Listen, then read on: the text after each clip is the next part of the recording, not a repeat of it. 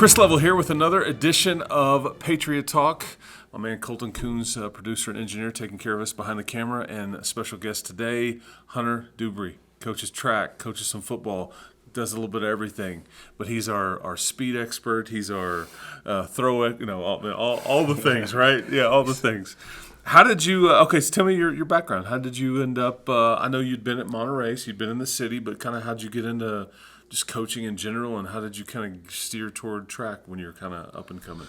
Well, my first job was at Monterey. I started out, and I'm a big track guy. I actually ran track for Monterey when I was in high school. Okay. And so as soon as we got there, they were going through a coaching change as well, and I got into track as fast as I could. Literally. Yes. Pun intended or unintended, doesn't matter. Yeah. And the last 5 years I was there, I was the head track coach. Okay. And, I bring I love track. I have a lot of passion for track. And the thing is, a lot of kids don't like to run. So you got to have a special relationship with kids in order to get them to run. So. And it's funny. I have several things written down to ask you, but I'll lead into one of them. There is that if and maybe your job, it's part psychologist, but I think that all these kids think that they're going to play college this and college that, and it's very difficult at the next level. And it's harder now with the way of the world with the transfer portal and all the NIL stuff going on in college athletics. But track translates to pretty much every other sport, like in a positive way. The training, the footwork, just the speed in general. Speed kills, and so do you play that card with them a lot? Oh, definitely. So we always preach multiple sports because if you can get looked at in multiple sports, your percentage goes up to get recruited. And so then the next thing is I've had kids who were D2 football players but D1 track athletes. And so, some of them had a hard time deciding, do I need to go ahead and sign my letter of intent for D2 now, or do I need to wait till track season to see if I could get D1? And good problem to have. Oh, yes, definitely, definitely. And it just opens up, more opportunities because you may not be the best on a football field, but you come to a track and you're disciplined and you show up and you show out, and it helps tremendously to get kids recruited. So, are you originally from Lubbock? Yes. Okay. Yes. So you're born and raised here? Yes. Yeah. Okay. I was born in Corpus, but my family's lived here forever. Okay. So. Yeah. So home of Whataburger down there in Corpus Christi, the original, I believe. That's right. I'm fascinated how track coaches train their kids and their athletes way before the meets even get here.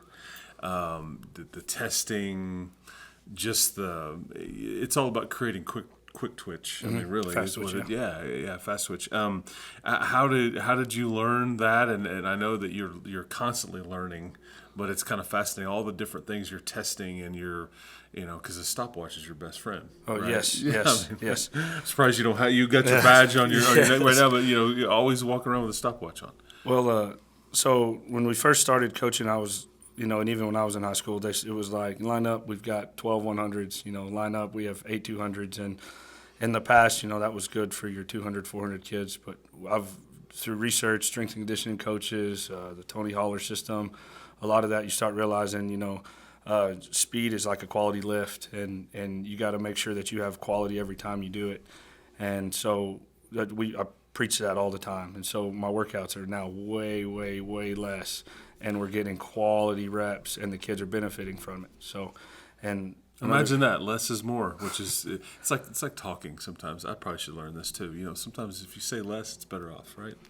And then recovery. Recovery is huge. So if your kid starts falling off rep-wise, then you need to cut them stop the workout because they're not getting anything else out after that. So, and that's probably hard for a coach that to do less because you have to almost protect yourself from yourself. Yes. Well, and the kids are like, "Coach, this is all we're doing." And they're like, well, yes, that's exactly all we're doing. Trust me, you'll feel it. You'll start seeing results. And so it took a little while to switch from that, but that's researching and talking to a lot of strength and conditioning coaches. They're even doing that in the weight room now. So everything's bar movement and trying to make sure you get quality reps as fast as you can and work those fast twitch. So. Yeah, because it used to be the way it's like no days off, long works, no water, whatever it was. It's like the old school way of doing things, and that now it's not. Work smarter, not harder. I think is what I hear you saying. Oh yeah. And I think it's the new school aspect. Okay. What made this attractive to you? Because you're starting from scratch. You're probably getting into conversations with kids like, yeah, I know you didn't do this in middle school. However, there's all these other events out here. You just kind of take me through all that came with it. Well, I was excited to be a part of a brand new program, and I'm thankful for Coach Sexton because he said, We all are, most of the time. Whenever he comes in here, truth be told, I always lower his chair. Fair enough. Yeah, but we didn't do that to you. I appreciate that. We always lower Joe's chair just to mess with him. But no, he's good people. Yeah. And then the biggest thing, too, is our kids got to realize we're 3A this year. So everybody's got to do everything. And they still have that 5A mentality where you can almost single out or just do two sports. But because you've got athletes that are doing like 4 or 5 events because it's 5 max, right? Yes, 5 max. Okay. And, there's several of them that have been maxed out. This meet, we had a lot of baseball guys out for a baseball tournament, and I was able to get a few of them for the 4x4. Because you're just in what he's talking about is you're just coming off of your first meet at Friendship. Yes. And you've got, 5 or 6 more meets. It's about a month or 5 weeks away from the district meet, and on we go. But we're just getting started here, but it's about to come fast and furious. Yes. But yeah, each athlete is only allowed to compete in 5 events per meet. So you can't just put the same person in all the stuff and say we've got a stud here. And so you're having to talk to them about kind of spreading their wings, get out of their comfort zone a little bit. Yes. And for the most part, a lot of them have bought in. A lot of them are good with it, and they still want to be a part of it. They know that I've preached it. Track will make you faster. Track will make you jump higher. And all of those kids that'll translate to every other sport they do. Yeah, because you're dealing with a lot of football and baseball and basketball. Yes.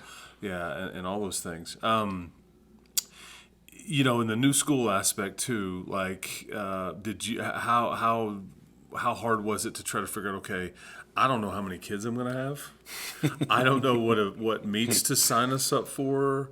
It's just kind of a really blank slate, and you're kind of blind with a lot of it, I'm guessing. Well, I was used to the 5A everything, right? Yeah. And so we had some help with some of the other coaches getting into our other track meets scheduled for the year. Okay. But for the most part, like, I didn't know basketball kids. I didn't know if they were still going to be playing. And so this first meet, I only put everybody in JV because I didn't know how many kids I was going to have. Blind, yeah. And even though they performed times compared to times, so that was good to see. But now we start to see a little more, and then working with baseball. Like, I'm still a little blind because we don't know who's fine, who's good, who's not.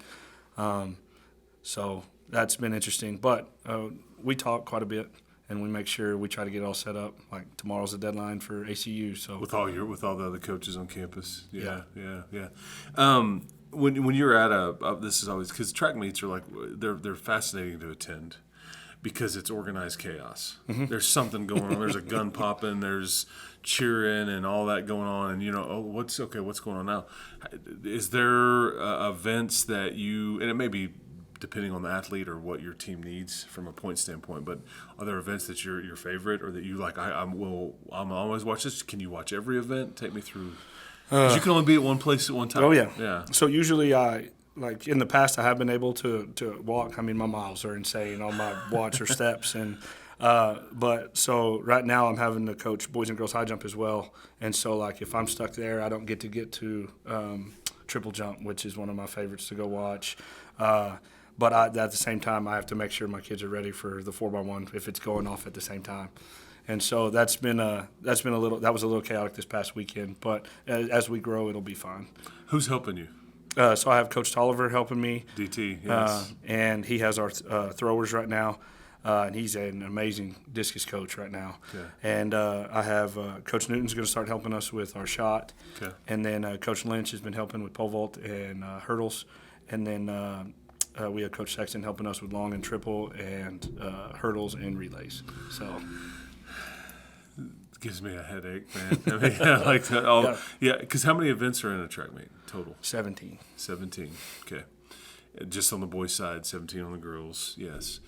And how many athletes do you have? Because you're dealing mainly with the boys right now, but how many athletes do you have in the program, like for a varsity? And I guess that can kind of blend depending on how you want to go weekend to weekend. Yes. So, like this meet, I think we brought 21. But like say I have all my baseball and my soccer kids that are supposed to come out, I'll have around 31 to 34. So, and that'll be a mix of both JV and varsity. Who's doing your long distance stuff? This is always the Coach hardest. Anderson. Coach Anderson on the girls' side. Yeah, because this is always the hardest. Yes. Those are the most grueling, mentally tough type Yes. runs. The 800, I mean, how high does it go? 2 mile. See, yeah, I mean, it's just like, and you watch those, and you're like, it's so tiring watching. Yes. Yes. And that one you really got to work on pacing and keeping the kids on track there. And then, of course, you got your West Texas wind that likes to provide its. This is also what I have done. How do you, with all the many windy days, how do you deal with that? And train. It's just part of what we deal with out here. You've dealt with it all your life too. But I mean, wind aided, you're going against it. So especially when we're timing things, we want the best result for the kid. So we'd like to put it at their back because again, we're going for quality. If I was going speed endurance, it would be a little different. We would run into it because that's what they're going to do in the meet if it's the 200, and they're not going to flip the cameras. So it is what it is on that, and our kids have learned that they've got to get used to it. I know they have in the past. So when we show up to the meets, we're already expecting the weather. The brown sky days. Yes. Some days it snows and some days it's 80 right after. So, which is, at the time we're taping this, it's going to be what we deal with this week. I think it's 80s and 90s are early this week, and I think it'll be 40s and 50s later on in the week. So, yeah, just bring it on. Yes. What else you got? Oh, Mother Nature. Are you superstitious about anything? As it relates to whether it's a meet day or practice or. You laughed, so maybe that's the answer is yes. Yeah, don't drop the baton. Don't mess it around. Don't toss it to your buddy. Don't it's do sacred. that. Yeah. Okay. Yes. Okay. We wipe the bad juju off of that after that happens. So don't do that. Teach me how to hand the baton. So, for the 4x1, we do a silent, and so once they get out, they have a certain mark where the kid will put his hand back, and I do he puts his hand back. I tell him to make a flat board. And we'll put a V down directly behind us, and then we don't slide, we punch. And so I've had issues with slide where the kid will slide it too far, the kid will miss and it'll drop, and we don't do that. So that's one of the big deals we do. I make sure silent, so we're not running out like this, waiting for a hand. We wait to see the hand, and then we punch. Because every second is precious. Every second. Yeah, even tenth of a second is precious. Yes, hundredth of a second. Is that the best part about being the track coach when you're trying to figure out, okay, how are we going to employ our chess pieces here on this deal? Is that you're really it's the clock and the tape measure. Yeah. There's nothing else to it on, trying to figure out, okay, do I put this person here or this person there, or it's not really subjective. It's just that gets a little tougher when you're looking more at district, because there's a kid that could help you on your relays, and you don't want to sacrifice your relays, but at the same time, if that kid has a chance to make it to state, my ultimate goal is to get kids to state, because a lot of coaches will say, go win a district championship. But I'll tell you one thing, you get that kid to state or multiple kids to state, they'll remember that for the rest of their lives. And I want more kids involved in track, loving track. And so the more you get that stuck in their head and more their families are involved in it, then the bigger your program will grow. Yeah, because it's funny. I'm buddies with Wes Kitley, track coach over at Texas Tech. He's pretty good at what he does, and we would always have these conversations about certain teams would load up and try to win the conference, but he was always more about trying to win the national championship, and they're two very different things: quantity. Quality. Yes. And he's always been a quality guy, and they just won the Big 12 indoor track and field championships, but that's kind of what you're talking about. It's like it's got to be disciplined from your standpoint to think big picture and like there's a process here that we're trying to.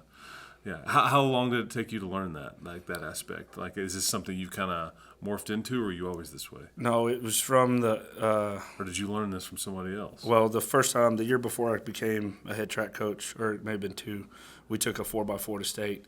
And those kids, I mean, there were those kids, the goofiest bunch of kids you'd ever met. You never would have thought that they would have ended up going all the way to state. And they all bought in, and they all had a great relationship, and they took themselves all the way. And after seeing that and it sticking with them forever, I was like, this is what I want the kids to do, and feel and be a part of. And so we took 3 kids to state last year, and every single one of those kids had bought in and, had loved every second of it, and 2 of them medaled. Like, one kid had lost regionals back-to-back years, sophomore and junior, and then got to go as senior, and so it was big. He's going to remember that for the rest of his life. That's awesome. Do you because maybe next year you'll be in a position where you can host a meet. Oh, yes. Oh, yeah. I mean, that'd be a plan to do that. But do you like the gray track? Oh, I love the gray take me track. Through because people maybe haven't seen this. You've got the football fields over there, the beautiful track, and those are not cheap. No. I don't think people really grasp that. It's not cheap at all, but it's gray, which is a bit unique and different, but it really pops. But I'll let you kind of explain it from there. Well, so the big thing, the gray helps with, so much of the heat not reflecting back. I've been on black tracks, red tracks, but purple tracks. You go to ACU, you get a purple. But the unique thing about ours is we got our exchange zones painted, and so it really makes those the track pop. So our exchange zones are red, and our track is gray, and it looks really, really, really good. And we were the first ones in Lubbock to have that, and that was pretty cool to see. Yeah. A lot of colleges have transitioned to it, and we were able to get it right off the bat. Yeah, that's the heat component is certainly because it does get warm here, and they're building the press box right now and everything like that. So we're hopeful for next year on football, and I say hopeful. It'll happen. Just maybe not the exact week that everybody wants it to, but maybe a bit delayed. But yeah, by next spring, man. You ought to be in good shape. Now take us through your schedule real quick. I've got it here. You were at Friendship this weekend. You mentioned ACU, but kind of take us through kind of some of the meets you have coming up. So we have ACU coming this next week, and it's a pretty good meet. Matter of fact, a lot of the schools from Friendship are going to be going. So there's going to be a lot of bigger schools there too. Okay. And with you, is there different classifications and like 2 meets going on at the same time? There typically is, but for this meet and like last week, they just did varsity and JV. So in the past, they have done big school, small school. Okay. But this one will have varsity and JV. Okay. So. And then as we move on after ACU, the rest of our meets will be closer to our 3A. And so we have New Deal and then Levelland. And then we go back to Lubbock Invitational, which will have all of the big schools again and with a few small sprinkled in. But we, just like the Friendship meet, we will do varsity and JV. It won't be no big school or small school. So we'll be going against the big boys. Okay. So. Yeah, and no weekends off really. No, and I'm excited. Yeah, that's right. So, yeah, and hopefully the weather cooperates. I saw I saw that you wrote something the other day to your team about, hey, make sure you eat something, no fat, and all these things. What is the best thing for a track athlete before a meet to consume? Like, what's their best pregame meal? Because for a lot of like a basketball player, football player, it's like 4 hours before pasta, complex carbs, all that stuff, so you can tap into some of that energy that you may need and all that. But for a track athlete, when they may only need like to be peaked for 2 minutes or 30 seconds or whatever. Right. What is the? Well, so the big deal is like if you can carb load. If that's what you planned on and what you've been doing the night before, no white sauces. You want red sauces, so like red spaghetti or red sauce on your spaghetti would be fine. Oh no! Tell me why. Because there's a lot of fat in the white sauce, okay. So we don't want fat. Fat makes us lethargic. Okay. So, okay. And then, but if that's not your norm, we don't want you to do that. I don't need you running back and forth, in between races because you're having issues. So that's a big deal. And then 2. These kids burn a lot of calories, so simple carbs, simple sugars, help tremendously. So, I mean, even a donut the day or right before or that morning would be fine, but ultimately eggs, a protein-filled breakfast, some oatmeal, bananas are great.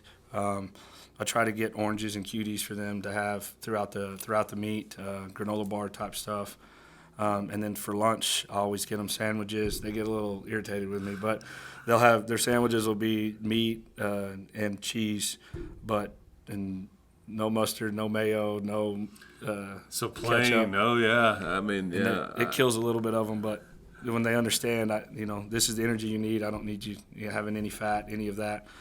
When they feel good, they run good. So that's a big deal. Feel good, run good. Absolutely. Did you have fun ordering uniforms and stuff? I always talk to the new Yes. coaches. Yeah, Oh, 'cause yes. it's brand new, right? Yes. And so, Yeah, I had a blast ordering. I always try to pick a color because a lot of around here, everybody has red, everybody has some sort of black. there's not many navies. No, but it's hard to find kids at meets. So if I'm looking across and I can't see that our color, so we went with white. And a lot of people have white, but I put the stripes down the front and big old Patriots down the back, so I can see them from across the field. So I made sure that happened. Yeah, there you go. Again, smarter, not harder, right there.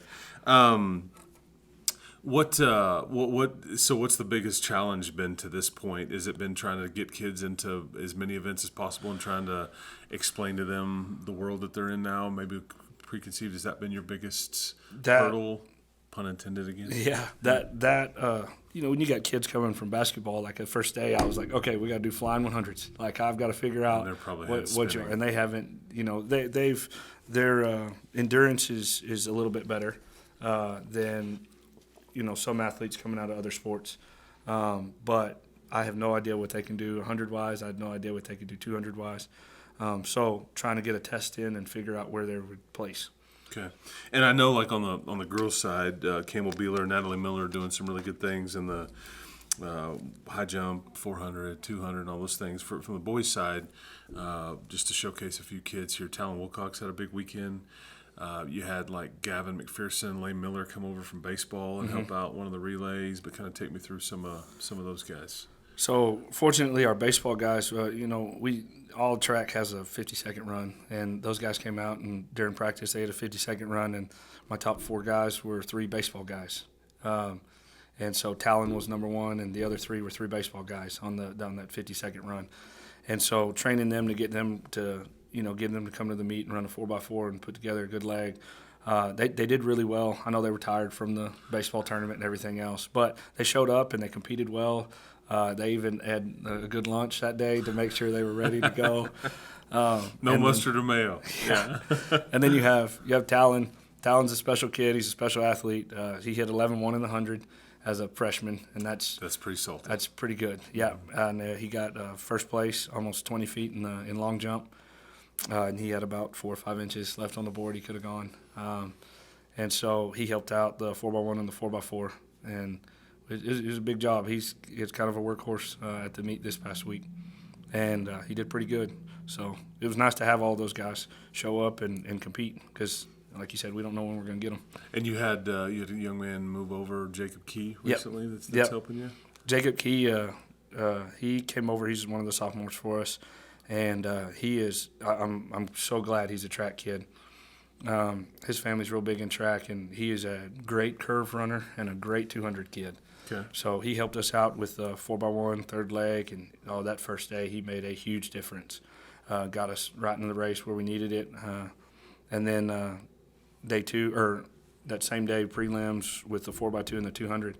Oh my gosh! I mean he's a great 200 kid, So I'm glad we got him too.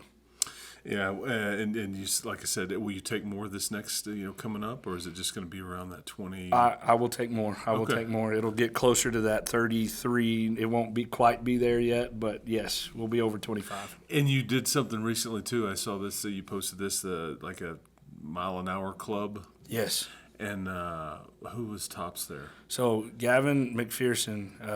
Was it 23? He hit 23. So I put on there. It's like GPS type yes, stuff. Yeah. we were measuring 40 yards. So we were getting the 40 times for football for testing. Okay. And I went ahead and put a marker 10 yards before the finish and 10 yards before that marker as well. So I could measure their last 10 yards on the 40-yard. And so on his 10-yard fly, his first one he ran a .89, which is a 22.68 miles per hour. His second one he ran a 23.6. I'm sorry, he ran a .86, which is 23.6 miles per hour. And on his fourth one, he actually got faster. I just have to confirm it again, but he hit .83, which is actually 24.6 miles per hour. Wow. And I will be testing that again. But that was really good to see. His top end speed is phenomenal. Well, he's definitely stealing his bases over there for Coach Kello. Yes, and Coach Kello is fine with the speed workouts. I bet he is. Yeah, there's not many catchers that are going to be able to. I know that ball moves faster than those legs do, but that's pretty fast.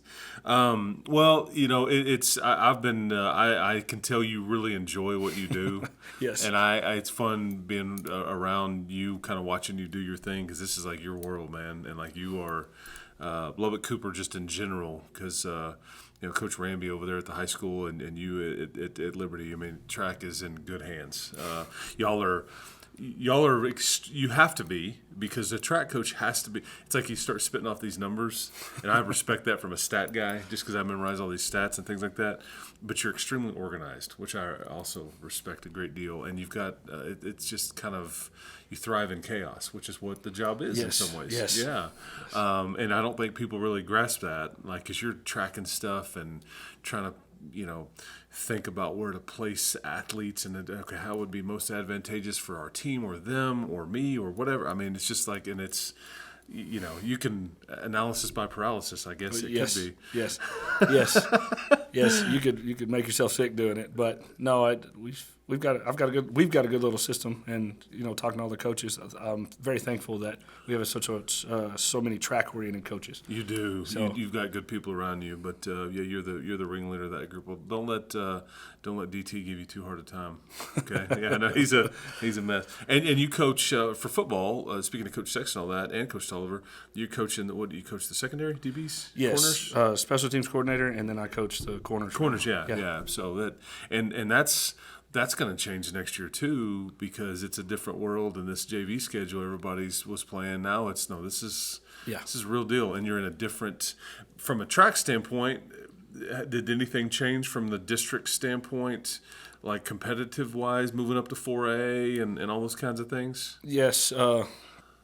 The schools where we'll be going against will have, obviously more numbers, more kids, and you will too, and we will. Yeah. But the big deal there too is more seniors, and so when you have more numbers to choose from, typically those guys are going to be. Their times are going to be a little bit better. Okay. So we're constantly going to be competing against the bigger schools, and that's what I planned on originally. So that's what we're doing now. And this is what you've done before. Yeah.